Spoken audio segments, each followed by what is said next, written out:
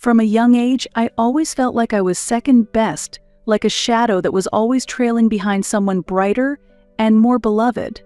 My name is Anne. I am the younger of 2 daughters in our family, and for as long as I can remember, I have stood in the glow of my older sister Stacy. I always felt as though I was in the background.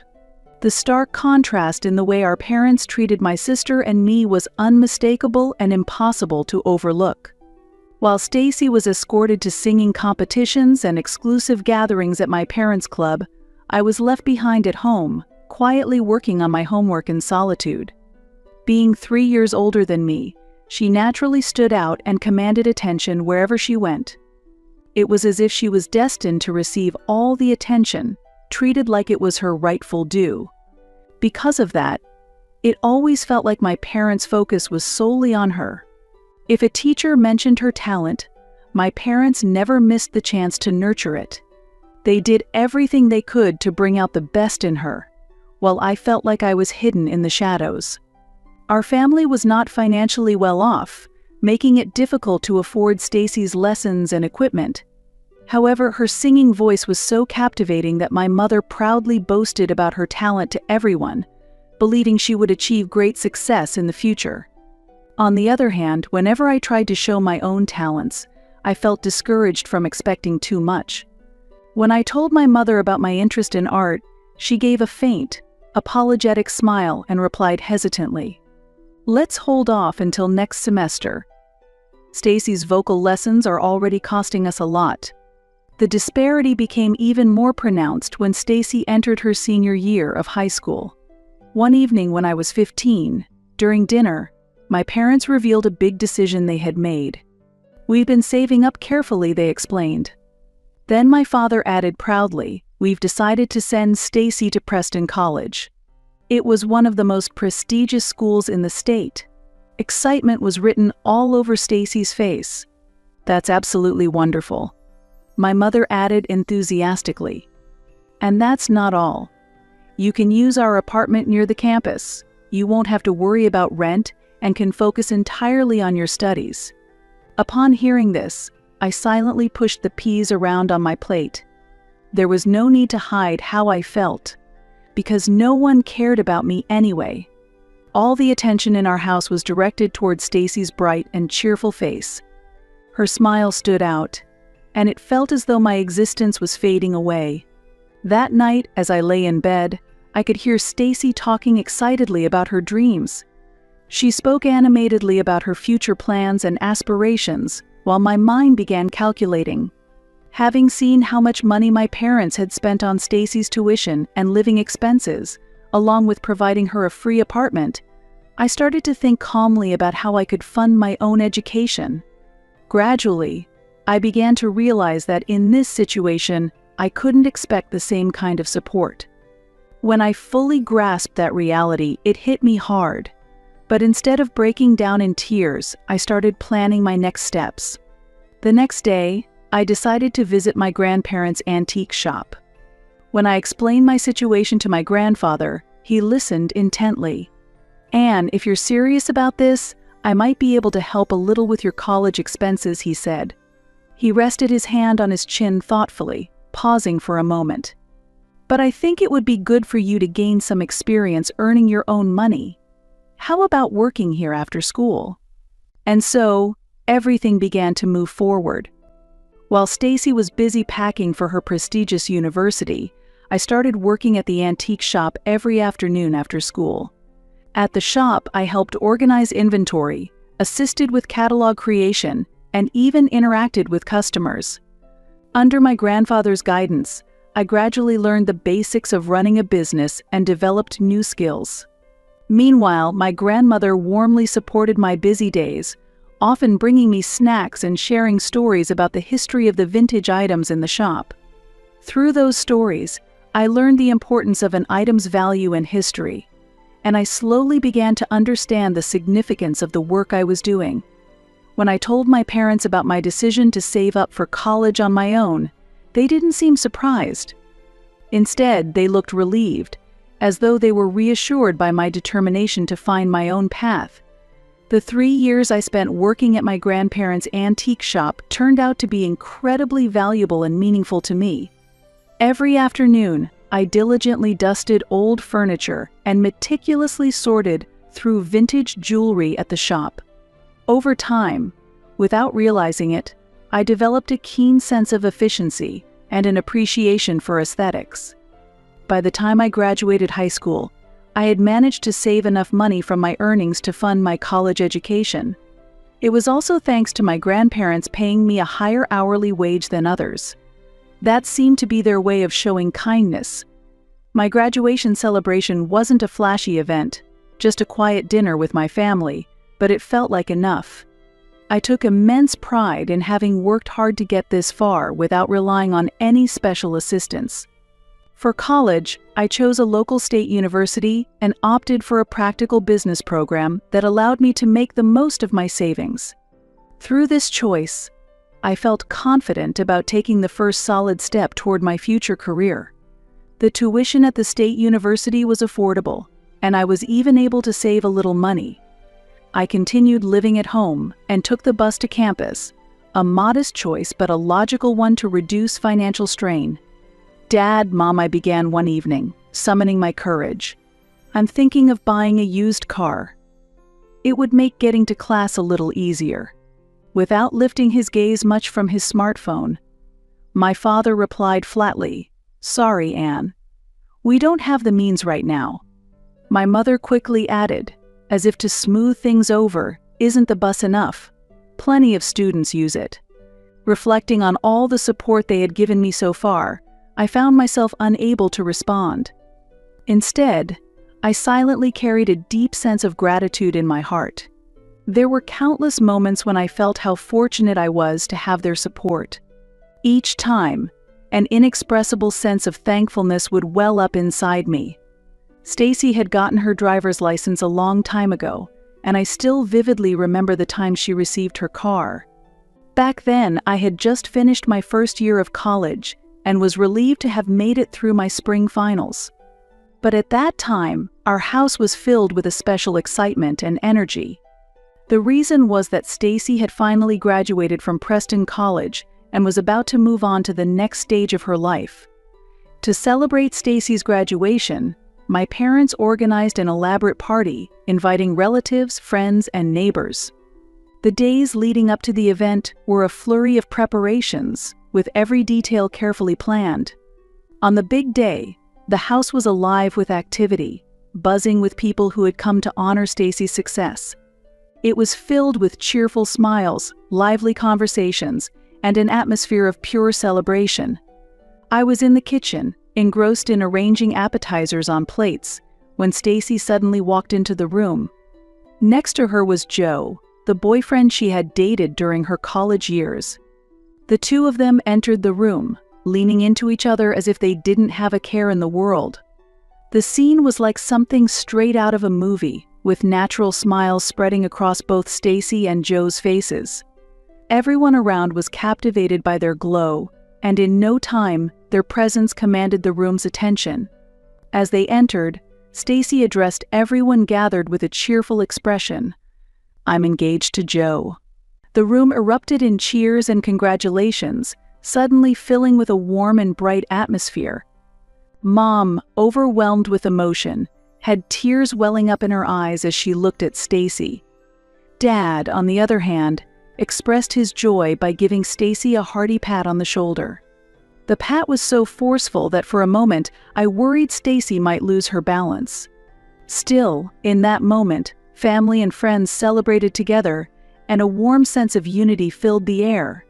However, even in this joyous moment, an unexpected event was still waiting to unfold. The surprising moment came when Joe began to speak. He started talking in a gentle, sweet voice, and his words surprised everyone and left a lasting impression. After the wedding, we're planning to move to Connecticut. My parents run a very successful business there, and they've invited us to join them. We're set to take it over. Hearing this, Mom's tears flowed even more freely, falling in large drops. "My daughter and her husband are embarking on such an amazing path," she murmured emotionally. Dad puffed out his chest and said in a proud, booming voice, "I always knew you'd achieve something great." I stood quietly in the corner of the room, watching the scene unfold.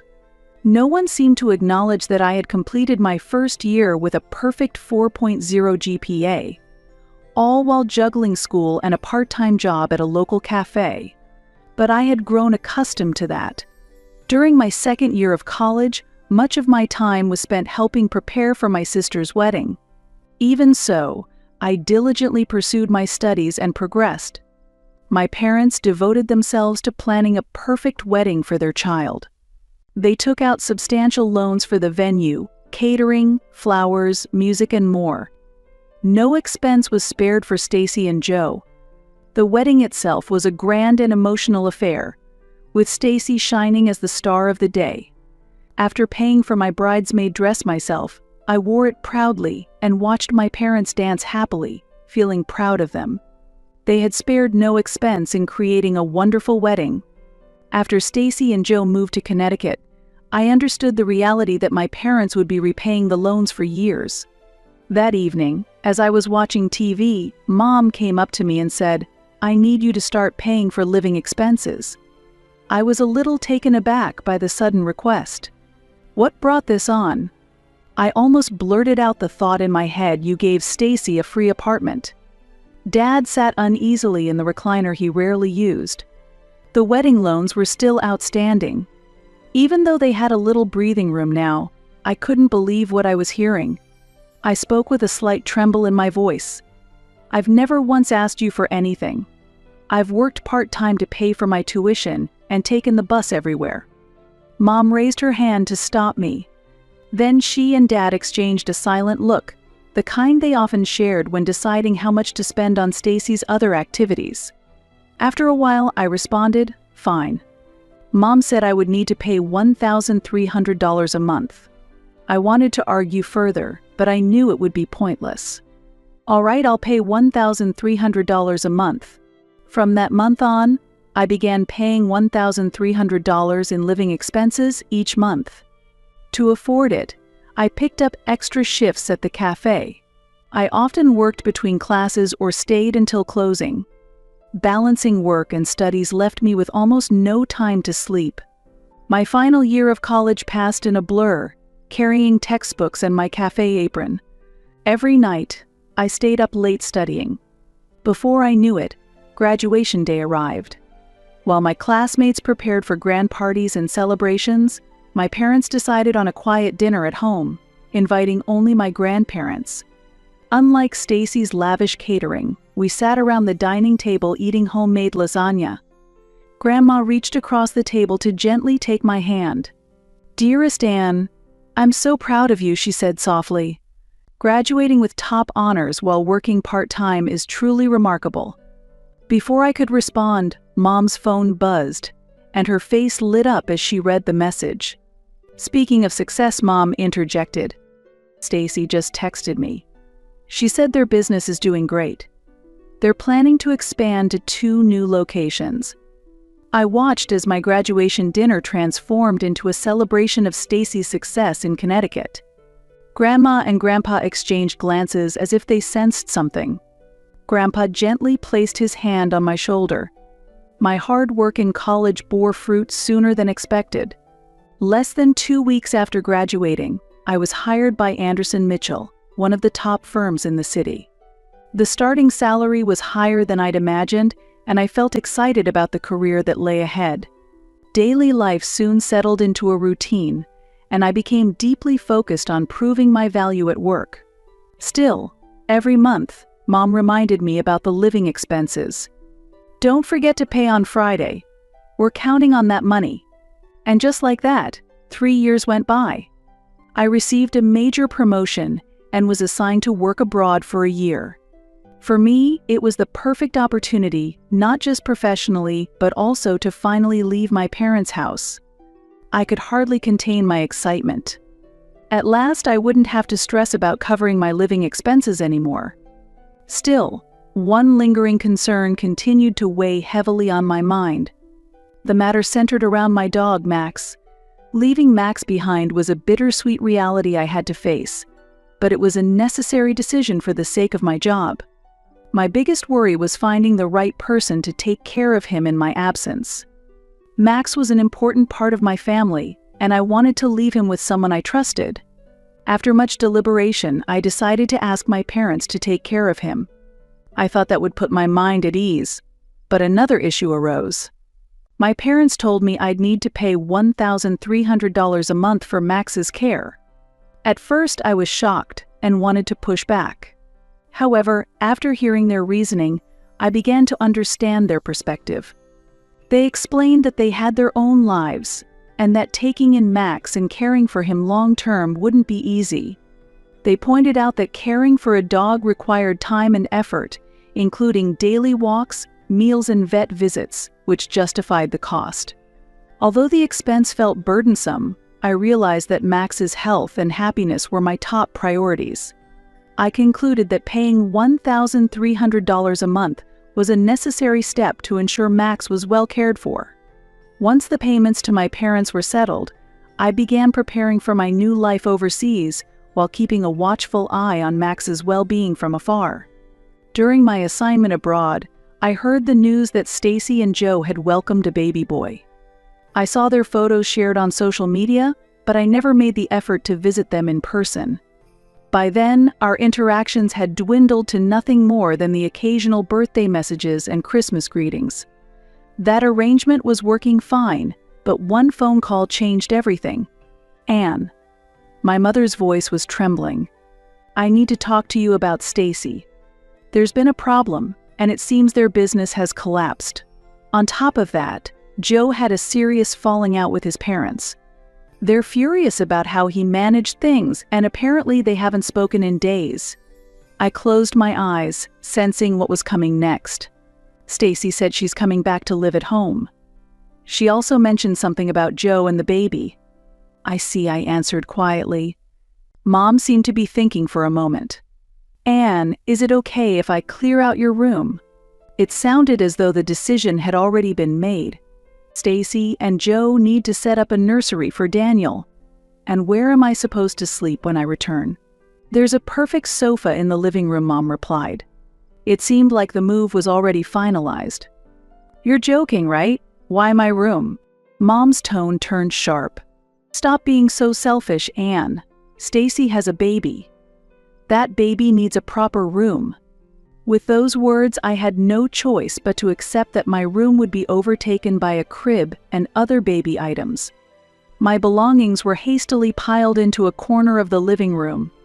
With my sister's family moving back into the house, space became cramped, and that's when my parents brought up another demand. They wanted me to double the payment for Max's care. They argued that having Stacy's family around increased their workload, and the cost of caring for the dog needed to match that. The proposal left me both shocked and slightly perplexed. While I thought I could manage $1,300 a month, doubling that amount was far too much for me to bear. Additionally, with my sister's family moving back, I started to worry if Max could stay comfortable in the changing household environment. I told them I needed time to consider it, and then ended the call. That night, I turned on my computer and began searching for apartments. I shortlisted a few promising places within walking distance of my workplace. I told myself I needed to be prepared for the worst-case scenario.